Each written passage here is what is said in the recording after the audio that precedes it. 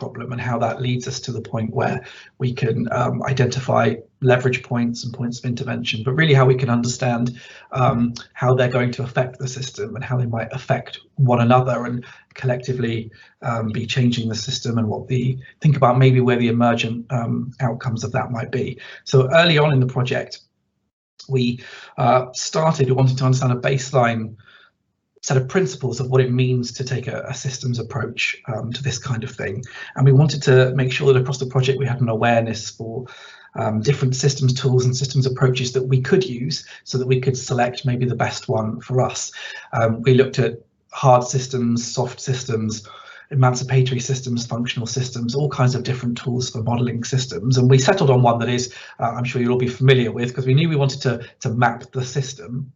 So we really wanted to look at the factors that are affecting the extent to which health is considered in urban development decision making. So we settled on this kind of systems mapping approach, which was drawing on the syntax of causal loop diagrams and some elements of system dynamics, although I'm not going to talk about system dynamics, I'm just going to talk about causal loop diagrams and how we built those to inform our understanding of the interventions and how it can maybe inform our understanding of the evaluation of our interventions.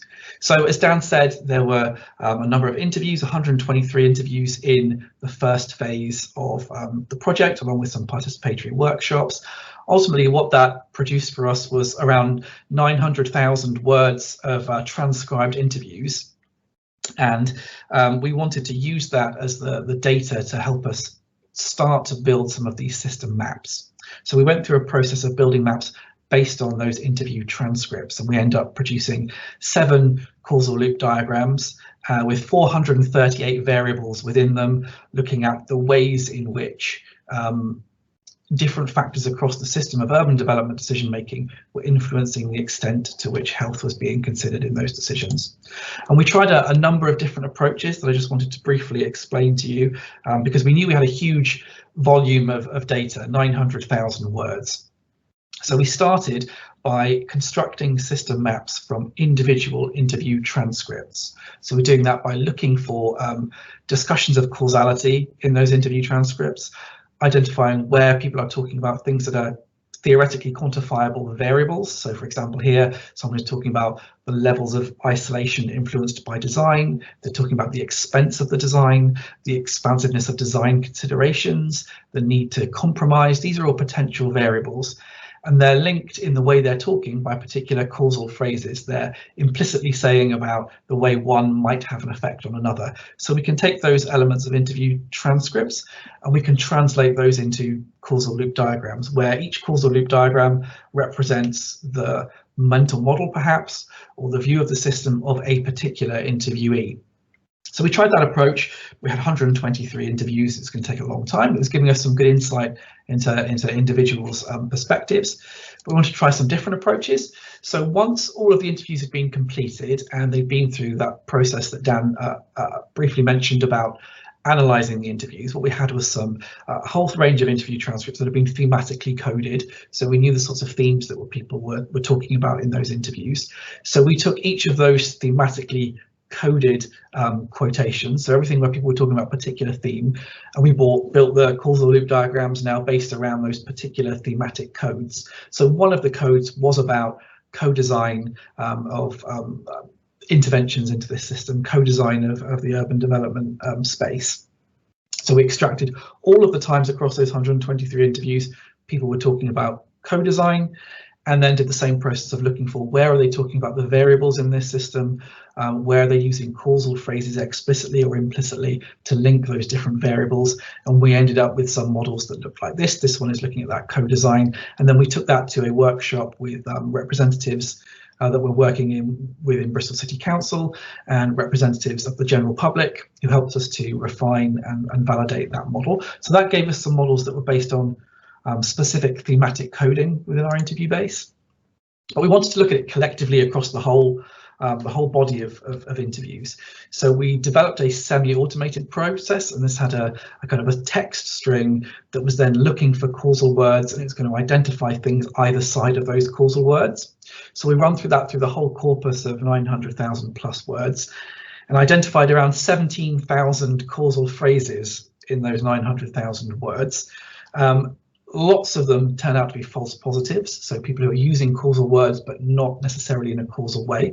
So that previous model, when we look at just the things thematically coded with co-production, co-design, co-delivery, around 51% of the causal phrases that this automated process identified were not actual causal phrases. They were just people using some of these words that are sometimes used causally, but not in a causal sense. Equally, the semi-automated approach was limited because it wasn't identifying implicit causality. It was only able to find those ones where people were using explicit causal phrases. So we did some work on this. It had mixed benefits, but we ended up not taking that through to complete the analysis. So we ended up with a sort of hybrid method, which was drawing on some elements of the semi-automated approach, some elements of the sort of manual approach, and based around the analysis that had already been done by the interview teams. And from that, we end up with these 7 causal loop diagrams, each representing the collected views of a particular stakeholder perspective relating to the interview teams. So we had one that was looking at the local and national government perspective, one explicitly from local government, one explicitly from national government, a couple from different elements of the private sector, one looking mainly at the third sector and hybrid sector organisations, and then one that was looking through people who are involved in spatial planning specifically. And you can see from each of these models, there's 2 examples here. We have a central variable that occurs in all of them because of the way the interviews were conducted. So in the middle of these is a variable which is looking at the meaningfulness of the consideration of health in urban development decision making. And then a set of hexagons around there, which are variables that are directly influencing that meaningfulness of the consideration of health, and then a whole load of contextual factors.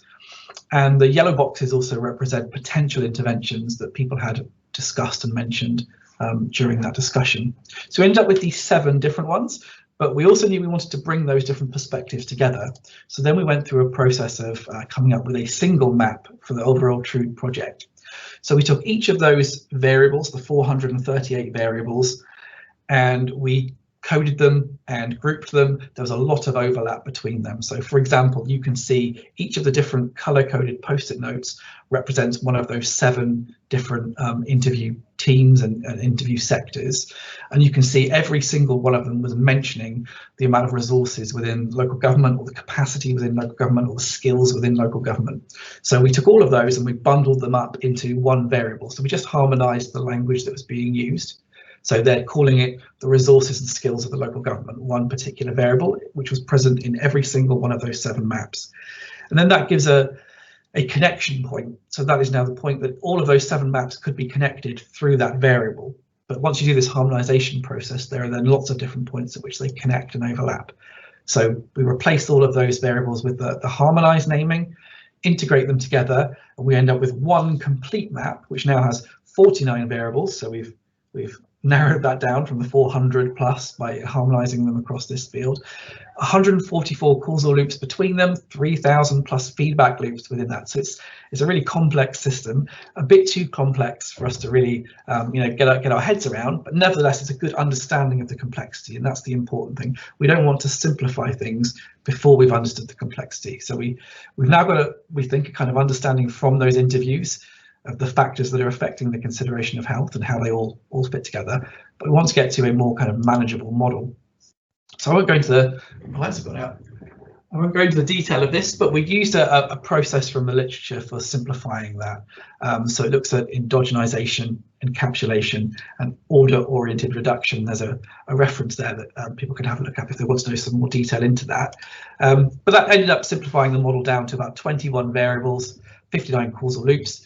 We took that to another workshop internal to the project, where we refined and validated that model to make sure that it was still representative of the interviews and the interview analysis. And then from that model, we were able to locate where those interventions were attempting to intervene within the system. So the 7 or 8 different intervention points, we split them up differently. Here's the one Dan said, sorry to confuse people there, but we split them into 8 different interventions that are being developed. And through discussions with those teams, we've worked out which variables within this system they are trying to impact upon. So now we can look at all of those interventions across this refined system, and we can start to see where those different interventions, each of them pretty complex in their own right, how they now interact across the whole system that TRUUD's working within. And it's important, I think, to remember that within each of those interventions, we still have the original complex map that we can return to if we need to. And within each of those variables, we've then also done work with those teams to build system maps which drill into more detail around that specific variable. So as Dan mentioned, there is a team looking at mental models and the attitudes of actors within the system, specifically the psychology, the sociology of that. And so within that, we have a separate model that then drills into that variable to try and understand that in more detail. There is a team looking to intervene within the power and capabilities of the developer. And we have some models that are looking specifically at the things within that and trying to understand how they're intervening within that system. So how does this inform the evaluation process? So back in December, there was a session as part of the SEN network looking at how systems mapping can help inform the boundary of the analysis. And that's definitely one of the ways in which we're using it. And it's also helping us to kind of understand where to direct limited resources to try to identify the kinds of evaluate the impacts of these interventions individually and collectively. So we can take one of the interventions, again, this one looking at the attitude of actors and their mental models and their values and their norms and all those kinds of things.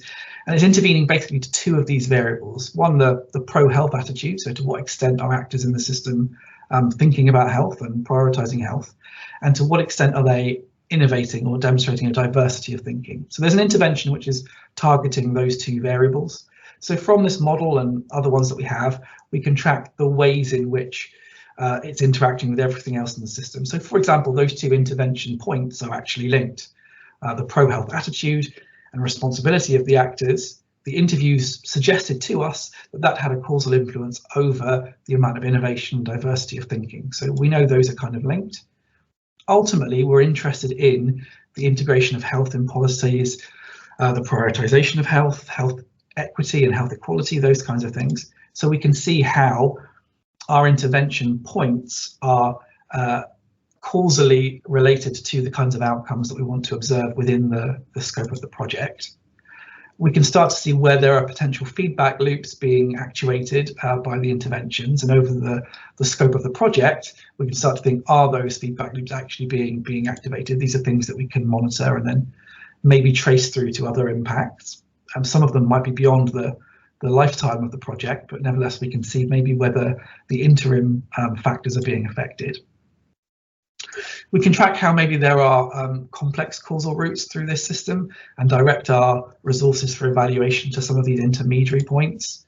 We can also see how they're having impacts outside of the scope of a potential or specific intervention area. So the intervention area that's intervening in these 2 points highlighted in blue, it isn't specifically interested in the quality of legislative tools, but we have a separate intervention which is looking at the quality of legislative tools, and the interview data suggests to us, as you might expect, that there is a causal relationship between those two. So one intervention team is having an influence on the area within which another intervention team is working. So one intervention team is working specifically on people's acceptance to innovation and diversity of thinking, and that might create the groundwork that might affect the uptake of the team that is working on developing legislative tools. And then by the time you factor all those kinds of things in, we get all kinds of other complex things where there's feedback across those two. So we're using that map to start, I think, to think about how we might best